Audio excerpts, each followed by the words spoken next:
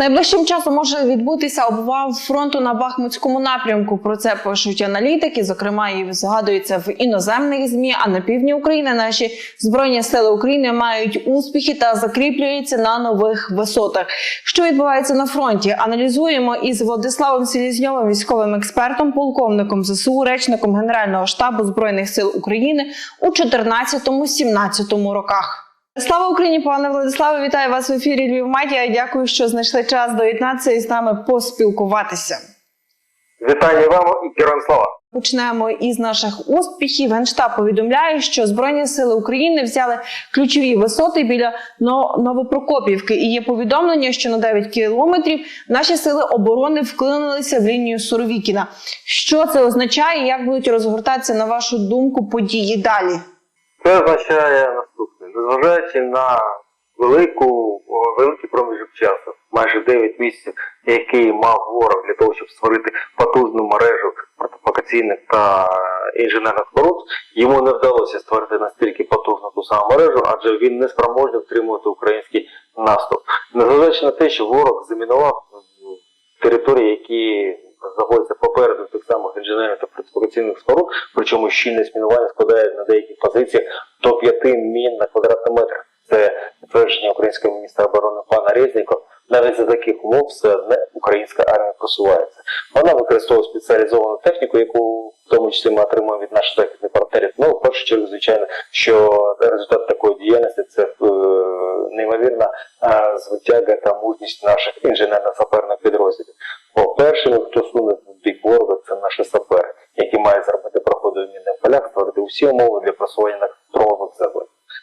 Те, що ми маємо такі здобутки на кілька кілометрів, на деяких навіть ділянках до 15 кілометрів є просування української армії вперед, з одного боку не може сильно там вразити, тобто тут не йдеться про сотні кілометрів, але знову ж таки ми маємо розуміти, що наше просування вперед, воно в першу чергу пов'язане з тим, що неймовірне щільність мінування, неймовірне шалене спротив ворога, в тому числі завдяки використанню артилерії, авіації.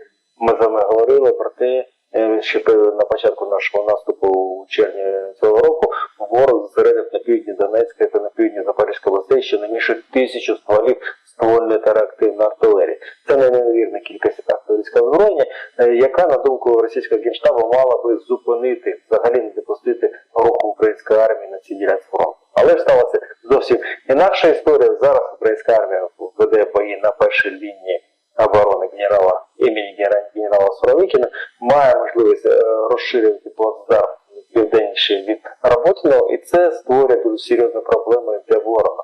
І не дарма він настільки знервовано сприймає відомості саме з тієї ділянки фронту, аж до того, що починає перекидати підрозділи щонайменше 2 дивізій. Це його дивізія обидві повітряно-десантні, одна з них є найславетнішою в російській армії, йдеться про Псковську повітряно-десантну дивізію, вона ж має індекс 76.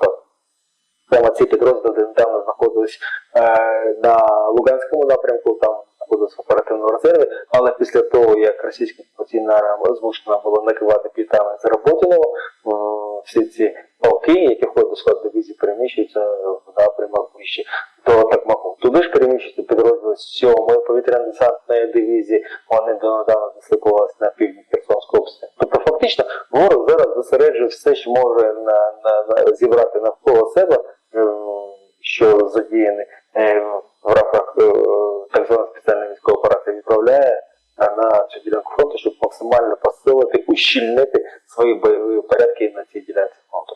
Чи допоможе це ворогу? Я маю сумнів. Чому? Тому що українська армія діє дуже раціонально, і ворог не завжди цієї раціональної спроможні впоратися. Справа в тому, що фактично є 4 активні ділянки фронту, де просувається українська армія. Причому періодичність пожвавлення бойових дій на тій чи іншій ділянці фронту визначається безпосередньо українським генеральним штабом. Ворог, звісно, про це не знає, тому він змушений рефлексувати та перекидати свої оперативні резерви, а їх у нього насправді не так багато, для того, щоб рефлексуючи, мати можливість зупиняти український наступ. А крім згаданих мною напрямків на Токмак, це фактично є район населеного пункту Роботино, динаміка спостерігається і в районі Васильівки, і в напрямку на Бердянськ, Там так само тривають пекельні бої, і ширина фронту там навіть більше, ніж в районі Роботиного. Ну і не менш динамічна ситуація в районі Вугледара. Ми всі пам'ятаємо події під Вугледаром, як мужність відтягу і українських воїнів, які свого часу стримували ворожий наступ. Причому тоді наші підрозділи атакували щонайменше 2 бригади морської піхоти, Тихоокеанського флоту, Чорноморського флоту, Тихоокеанського флоту військово-морських сил України. Разом з ними воювали щонайменше ще 3 полки російської окупаційної армії. Пам'ятаємо, наскільки таких жахливих втрат вони зазнали через ефективну роботу українських гармашин.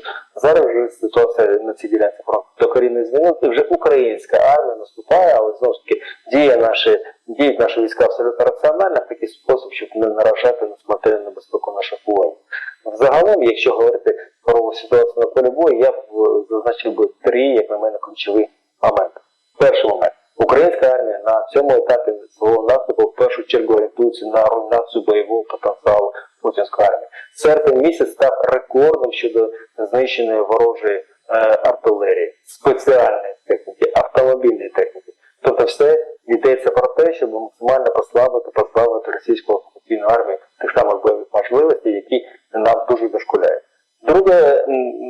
Другий елемент діяльності української армії – це, звісно, звільнення наших територій. І хоча ми не можемо звітувати про величезні здобутки в цій царині, бо очевидно, що ворог чинить спротив, що є тотальне мінування території, що значно сповільнює рух української армії, але тим не менш ми можемо звітувати про те, що деякі населені пункти, як і на півдні, так і на східному фасі російсько-українського фронту, звільнені від міжнародної присутності, вони щонайменше перейшли в так звану сіру зону. І третя складова цього процесу – це питання збереження життя та здоров'я наших воїнів. Адже очевидно, що життя кожного воїна є найвищою цінністю, і нам край важливо зберегти нашу армію, бо не буде армії, не буде України.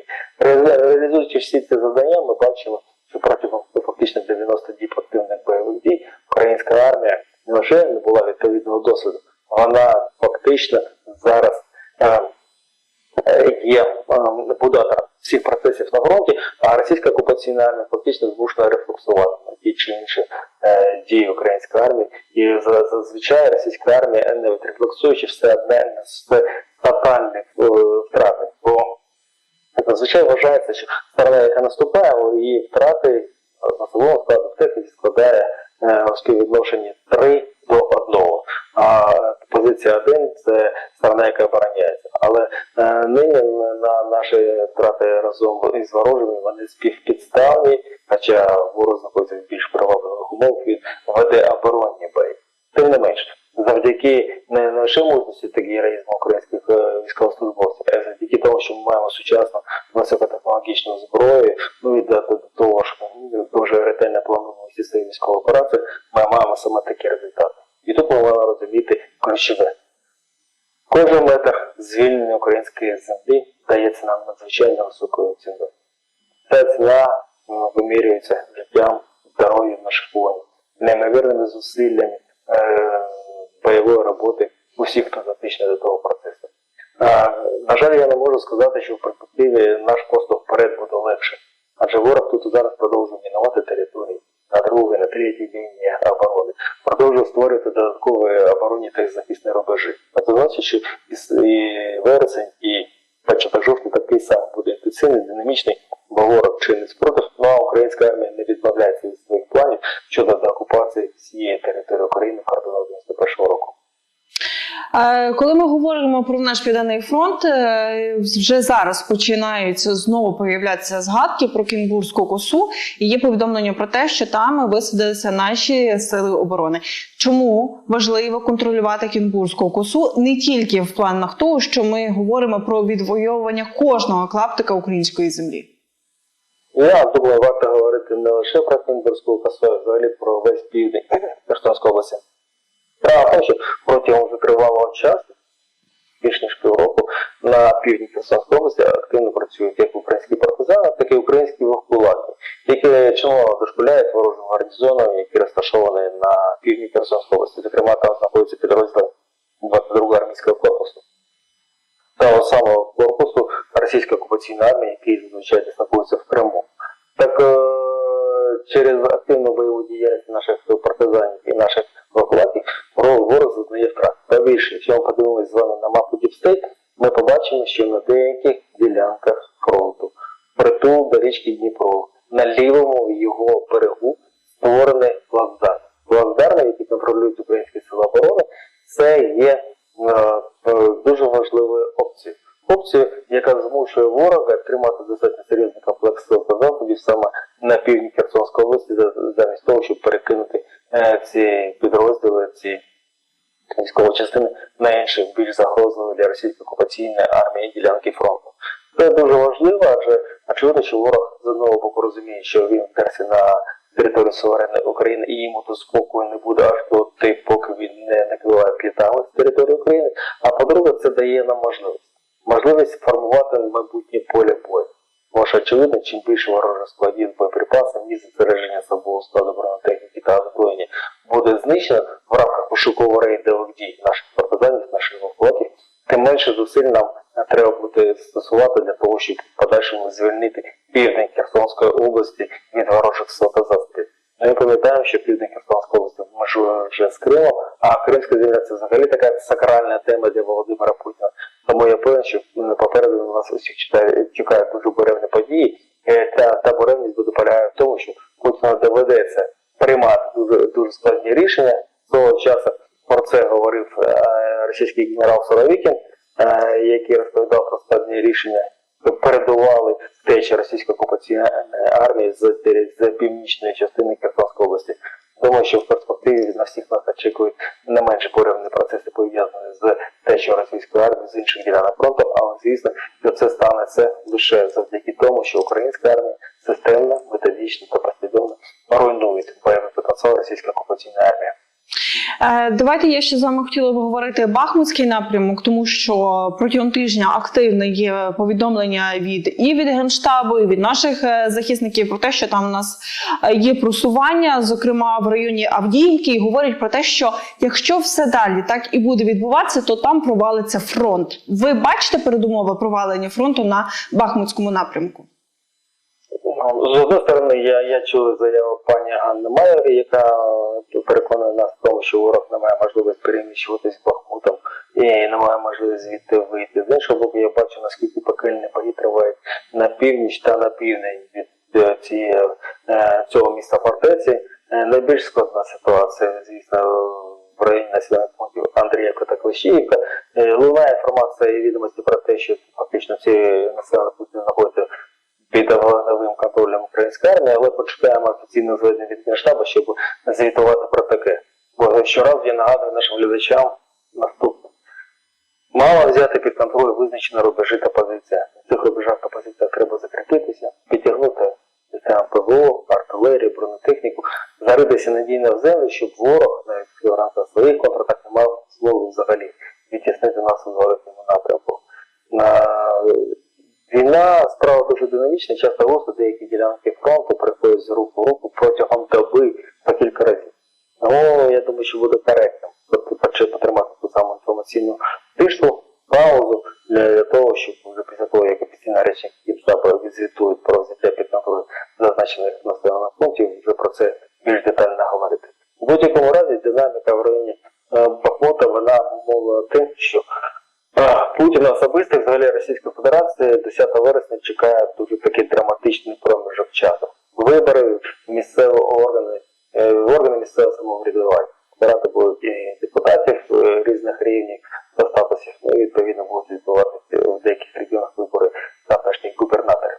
За таких умов Путіну конче потрібні тоді якісь перемоги на полі бою, щоб звітувати про це російському суспільству. І, по-друге, йому дуже не потрібні погані новини фронту. Тому за таких умов він точно не хоче втратити Бахмут, чи що не менше про це дізнався широкий загал самі Російської Федерації. Тому часто густо російські вояки діють абсолютно нераціонально, бо над військовою раціональністю має перевагу і політична доцільність. Саме цим керується Путін та його поплічники, і думаю, що це кінець кінця призведе до більших втрат серед російського війська, ну а нам це буде створювати дуже важливу передумову для подальшого наступу з метою звільнення території нашої країни. Але чи на вашу думку, чи Путін перед виборами буде посилювати ракетний терор України? Так, тому що на російських медіа це подається як знищення російською точною зброєю бази НАТО, натовських інструкторів, натовської зброї чи угрупування українських військ. Як ви вважаєте? 585 ракет нині є на озброєнні російського війська. Це відомості від представника Головного управління розвідки нашої країни генерала Скибицького. За того, що російська промисловість спроможна виготовляти до 100 ракет на місяць. Звісно, що це досить потужна компонента, яка буде чимало нам дошкуляти. І коли саме буде ворог використовувати наявний запас? Важко сказати, адже з одного боку, звісно, Путіну потрібно буде якісь перемоги, і він може використати ті самі масовані ракетні атаки для створення відповідного іміджу російської армії, свого особисто перед російським суспільством. Чи, скоріш за все, вся ця ракетна зброя буде застосована десь в середині жовтня, коли почнеться опалювальний сезон. Ми з вами добре пам'ятаємо минулий рік, коли через масштабні ракетні обстріли ми втрачали можливість і сталої комунікації, і лишалися без електрики, не мали змоги отримувати весь спектр комунальних послуг, бо це не працювало через критичне руйнування нашої енергетичної інфраструктури. Чи може це статися цього року? Такий варіант виключати в жодному разі не можна, бо більше, якщо ми звернемо увагу на щоденне зведення від Українського генерального штабу, речники офіційно щоразу повідомляють, що ризик ракетних атак залишається високим, тому всім треба дотримуватися і норм поведінки, які нам очуємо сигнал повітряної тривоги, і відповідно всім треба бути напоготові. Бо зима, я певен, буде така ж складна, як і попередня, бо ворог не залишає своїх задумів щодо фактичного геноциду української нації шляхом руйнації об'єктів критичної інфраструктури, шляхом позбавлення нас будь-яких можливостей отримувати ті комунальні послуги, які передбачені застосування енергетики. Тому я певен в тому, що наші оператори систем протиповітряної та протиракетної оборони свою справу знають добре, тому абсолютно більшість ракет ворога буде знищено. Тим не менш, дотримання правил безпеки під час повітряної тривоги – це є основою, яка дозволить берегти життя та здоров'я кожного з нас. Дуже, на мою думку, насправді Путіну трошки складно буде проводити цю виборчу кампанію, хоча, очевидно, там більше кандидатів, окрім як Єдиної Росії, немає, в зв'язку з тим, що останні дні серпня для них були спекотні не тільки по температурі природні, але по тому, що в них були і спекотні ночі. Тому що в останні дні серпня Росія пережила наймасованішу атаку дронів. Кирило Буданов вже заявив, що це з території Росії летіли, працювали. РДК взяли на себе цю відповідальність. Зокрема, ви згадали Псковський десант сьогодні. От Псковський десант, можна сказати, дістав трішки на горіхи. Зокрема, по їхньому аеропорту було нанесені удари БПЛА. Як ви бачите ситуацію з знищенням аеродромів, якщо так можна сказати, на Росії? Що це означає? Тому що окрім аеродрому в Пскові був ще обстріляний аеродром в Курську. Генерал Валерій Залужний, командуючий Збройними силами України, абсолютно чітко зауважив про таке.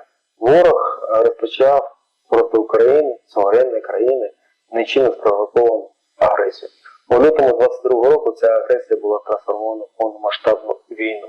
Тому ми, українці, маємо повне право закупити весь спектр озброєння, боєприпасів до того озброєння, для того, щоб знищити ворога як на тимчасово окупованих територіях України, так і відповідно на території самої Російської Федерації. Так, ми маємо обмеження через наші зобов'язання перед західним партнером щодо незастосування зброї, яку ми отримаємо в рамках військово-технічного співробітництва від них. Але ж працює відповідальний український бізнес, працює підприємство оборонно-промислового комплексу нашої країни. І зброю від цих виробників ми маємо право використовувати по ворожих об'єктах. Що це може бути? Це може бути командна пункти управління, зв'язку, центри прийняття рішень, а також військові частини, військові об'єкти і об'єкти критичної інфраструктури. Бо саме в такий спосіб ми маємо змогу послаблювати бойові можливості російської окупаційної армії. Велика бавовна, яка сталася на литовищі в Пскові, вона є яскравим підтвердженням саме такої концепції. Бо ті 4 літаки Іл-76, які зазнали ушкоджень, серйозних, критичних деякі, не такі ушкоджень, вони забезпечили перевезення і особового складу, і майна тієї саме 76-ї повітряно-десантної дивізії, що родом з Пскову. Тож очевидно, що діяльність наших військ вона зосереджена на тому, щоб максимально послабити бойові можливості російської армії. Ми не поцілюємо своїми ракетами та дронами по цивільних об'єктах, по культурних, по соціальних об'єктах.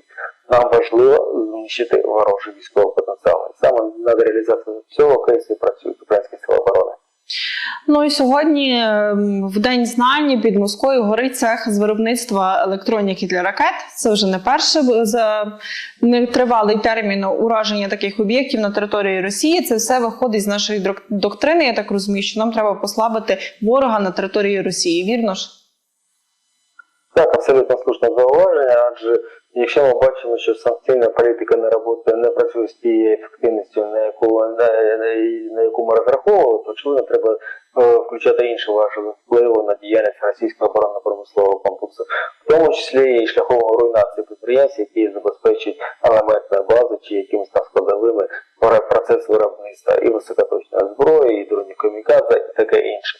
Тому очевидно, що бавовна, яка трапляється на території Російської Федерації на різних військових та промислових об'єктах, вона буде і далі ширитися, бо ми маємо позбавити ворога бойового потенціалу. Інакше ми будемо мати такий самий клопіт, з яким зараз стикаються мешканці Чернігівської, Сумської та Харківської областей. Здавалося б, з цих регіонів вже давно ми вигнали ворога, мало повернутися безпечний простір, мир та спокій, але постійно мешканці нашого прикордоння потерпають від ворожих ракетних та артилерійських обстрілів. Чому? Тому що ворог ще має потенціал робити це. Також, щоб ворога позбавити можливості, в тому числі важливо нищити об'єкти його оборонної промисловості. Бо чим менше буде можливості для створення зброї, особливо сучасної, високотехнологічної, тим більш старіше повернеться мир та спокій на лише на територію України, взагалі на європейський континент. Було повідомлення про те, що Росія забирає системи ППО із кордонів із Японією. На вашу думку, куди вона їх перенесе? На територію Росії, аби прикрити свої військові об'єкти, військово-промислові об'єкти, чи все ж таки на лінію фронту? Взагалі, обговорювати цю тему найбільш зручно з глобусом в руках. Земною кулею. Чому? Бо відстань між островами Кунашир і Туруп і західними кордонами Російської Федерації неймовірно вражаюча. Там йдеться про понад 7 тисяч кілометрів. Звісно, що ворог змушений знімати з бойового чергування комплекси С-300 та переглядати їх ближче до території України не від доброго життя. Бо він вже відчуває і те, що йому не вистачає систем протиповітряної оборони для того, щоб пильнувати наші літаки, наші ракети безпосередньо поблизу лінії бойового зіткнення, і до того, щоб можливо закрити небо над стратегічно важливими об'єктами на території європейської частини Російської Федерації. Бо Москву та під Москвою вони ретельно охороняють, а от прильоти в інших регіонах європейської частини Російської Федерації це вже болісно. Йдеться не лише про Псковщину, така ж історія в Орловській, в Курській, в Брянській, в Білгородських областях. І для того, щоб максимально ущільнити, повисити бойові можливості російської системи протиповітряної оборони, вони починають тягнути це озброєння, цю військову техніку з різних регіонів Росії. І тут дивіться, яка дивна історія. Російська Федерація постійно розповідає, що їй постійно загрожують з усіх боків і навколо неї вороги. Але бачимо, що вони абсолютно спокійно знімають зі східних своїх регіонів ті самі комплекси С-300, і це за умови того, що і досі немає мирного договору між Російською Федерацією та Японією. Тож очевидно, що ворожа пропаганда, так само як і ворожі топ-чиновники, промовляють маячню, коли розповідають, що весь світ готовий буквально погрожувати ворогу. Тобто така собі калька на власні дії, але відзеркалення, мов це не ми, це нас.